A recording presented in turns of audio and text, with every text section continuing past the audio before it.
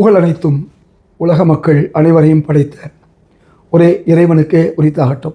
அன்பிற்குரிய சகோதரர்களே, தமிழ் தாயக நிகழ்ச்சியிலே ஒரு கேள்வி கேட்டிருக்கிறார்கள். அரசியல்வாதியாக ஒரு காங்கிரஸ்காரராக நீங்கள் பல கடமைகளை ஆற்றியிருந்தாலும் பிறந்த சமுதாயத்திற்காக நீங்கள் என்ன செய்திருக்கிறீர்கள் என்று கேட்டீர்கள். நாம் வாழக்கூடிய தேசம் இந்திய தேசம். நபிகள் நாயகம் ஸல்லல்லாஹு அலைஹி வஸல்லம் அவர்கள் கூறியது போன்று அவர்களுடைய தேசத்திற்கு உண்மையானவர்களாக இருக்க வேண்டும். ஆக இந்திய தேசம் ஒரு முழுமையான முன்னேற்றமான ஒரு தேசமாக மாற வேண்டும் என்று சொன்னால் ஒவ்வொரு மனிதரும் தங்களுடைய குடும்பத்திற்கு உழைப்பது போல், தாங்கள் சார்ந்த சமூகத்திற்கு உழைப்பது போல் இந்தியாவிற்கும் உழைக்க வேண்டும். அந்த இஸ்லாமிய தமிழ் இலக்கிய பேரவை என்னோடு நான் தலைவராகவும் கவிஞர் பதுருதீன் அவர்கள் செயலாளராகவும் இருந்து அதை நிகழ்த்தி வந்தோம். பிறகு ஒரு கட்டத்திலே அண்ணன் கவிக்கோ அவர்களும் ஏவிஎம் ஜாஃபர்தீன் அவர்களும் இஸ்லாமிய இலக்கிய கழகம் ஒரு தாய் கழகம், அது ஒரு தொய்வோடு இருக்கிறது, நீங்கள் அதை பலப்படுத்த வேண்டும் என்று 2006 என்னை அதனுடைய பொதுச் செயலாளராக ஆக்கினார்கள். அதன் பிறகு நான் உலகத்தின் பல பாகங்களுக்கு சுற்றி மலேசியாவிலே டத்தோ சாமிவேல் அவர்களை அழைத்தேன். அவர் பழனிவேல் அவர்களை அந்த பன்னாட்டு இலக்கிய மாநாட்டிற்கு அனுப்பி வைத்தார். அதே போல் ஹாங்காங் சென்றோம். இலங்கையில் பல அமைச்சர்கள் வந்தார்கள். இப்படி பல்வேறு UAE அமீரகம் அரபகத்திலிருந்தும் பல அறிஞர்கள் வந்தார்கள்.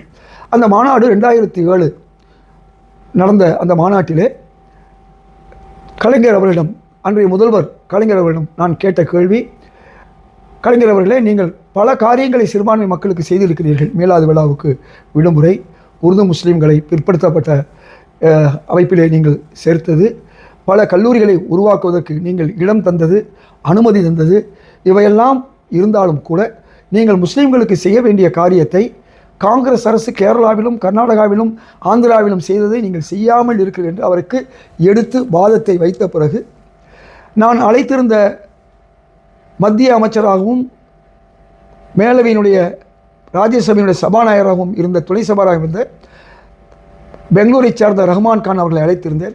அவரும் எனது வாதத்திற்கு வலு சேர்த்தார். அண்ணன் கவிக்கோ அவர்களும் வலு சேர்த்தார்கள்.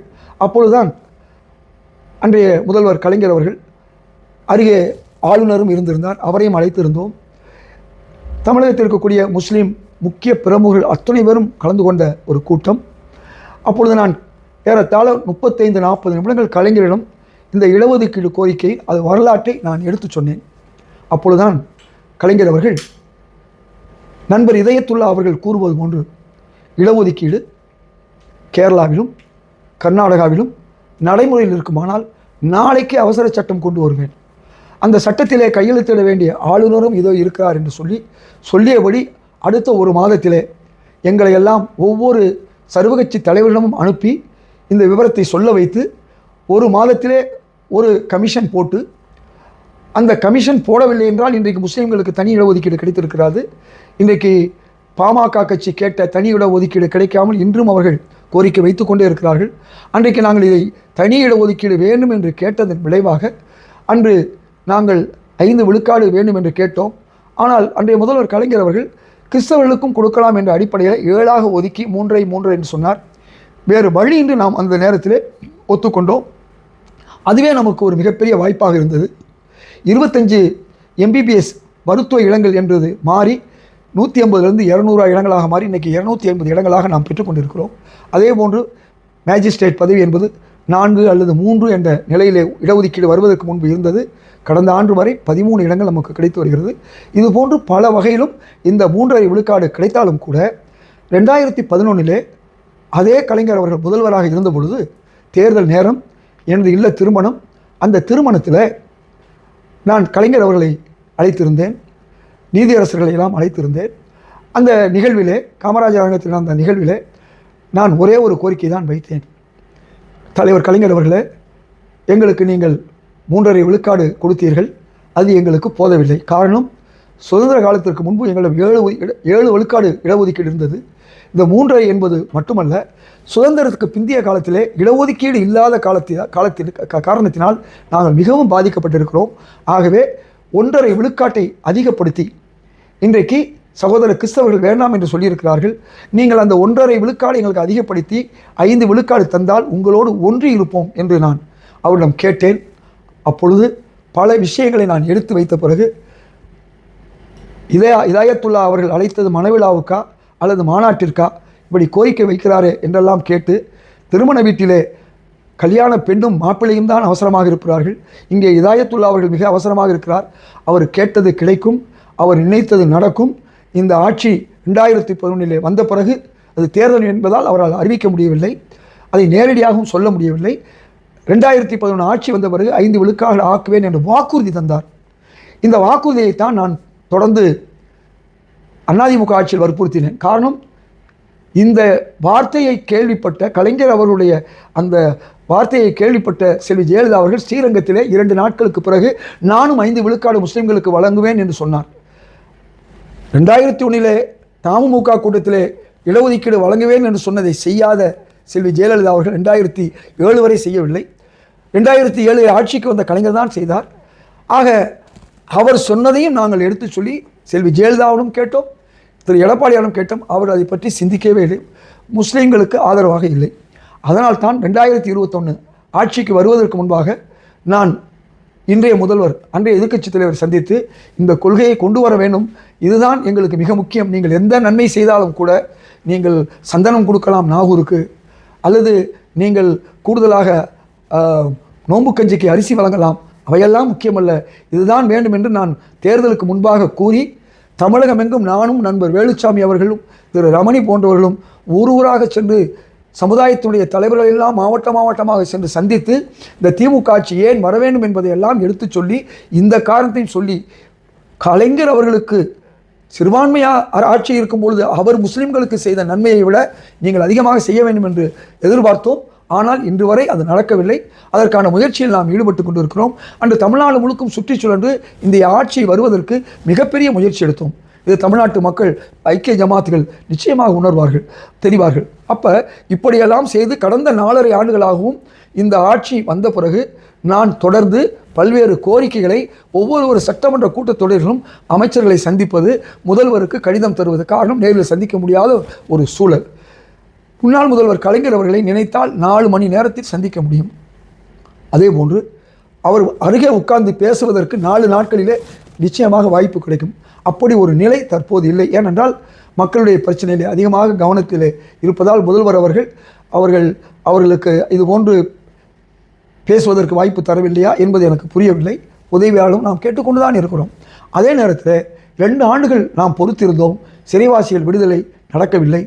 எனது தலைமையிலே சகோதரர் புதுக்கோட்டை ஷெரீப் அவர்கள் முன்னிலையிலே நான் சர்வகட்சி கூட்டத்தை சென்னை ஆட்சியர் அலுவலகத்துக்கு முன்னால் போட்டு எல்லா முஸ்லீம் கட்சிகள், மதிமுக, விடுதலை சிறுத்தைகள், கம்யூனிஸ்ட் கட்சிகள் அத்தனை பேரையும் அழைத்திருந்தேன். வந்தார்கள்.